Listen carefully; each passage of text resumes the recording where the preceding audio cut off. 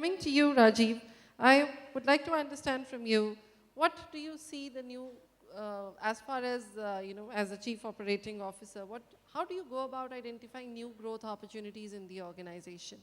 How do you seek to maximize your asset values so that at least at the practice level in your organization, that is something that kind of goes not just not just at, it does not stay at the owner or the founder's level, but it kind of goes down in terms of to your channel partners as well as to your people, in ensuring that, that you're always on lookout for new or seizing out new opportunities. I mean, understandably, we've been discussing during the course of the day that people are moving to urban areas. So opportunities all across. So how do you go about identifying and creating opportunities for your business? From a CEO point of view, I would like to say that the investor or the owner, he can basically give a business plan to the CEO. It's the CEO who sets the direction. Basically, setting the vision and strategy is the prime duty of CEO. And he sets the direction for the entire company down the line. Then this, I think, can be called the prime duty of a CEO. Then the next comes the culture building, the culture of the organization. CEO sets the tone for setting the culture of the organization. Like whatever he or she does, like even starting from the clothes he wears, it gives the direction whether the company is professional or not and what kind of professionalism is there in the company.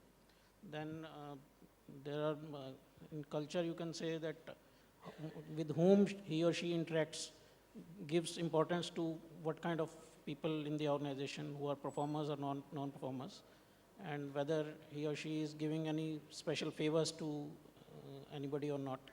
So these kind of, and how he or she interacts, takes up the failures as he or she takes the failures as a feedback or as lessons, or just as a failure of the junior person.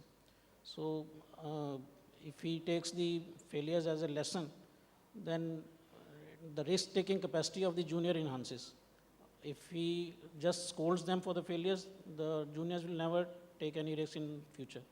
So this kind of culture setting is done by the CEO.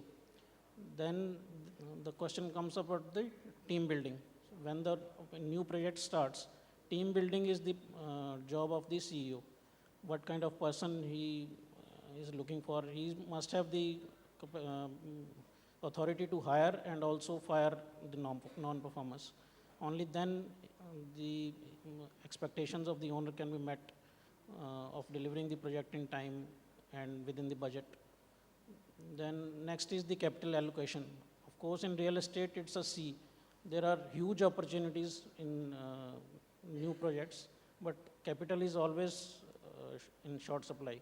So you have to basically fund your projects which will give you the maximum asset value, as compared to you have to ramp down your investments on projects where you don't expect the returns to be on a higher side. So these are basically four jobs of the CEO. And as far as new opportunities are concerned, first, of course, is he has to decide which markets to enter, which competitors will be there in that market, and then the site selection, what kind of demographics of that particular area are, what kind of people live there, what is their employment, and how much money they are having in their pocket, what is their spending capacity. So all these decisions go into this site selection for the new project. And once the site selection is done, then the team is to be selected, like your consultants, architects, engineers, and your contractors. All those are to be selected. So after that, when all these things are in place, then the next step is to deliver the project in time and budget. So for that, you have to invest in your people. Basically, you have to train them how to do the things in time and within budget.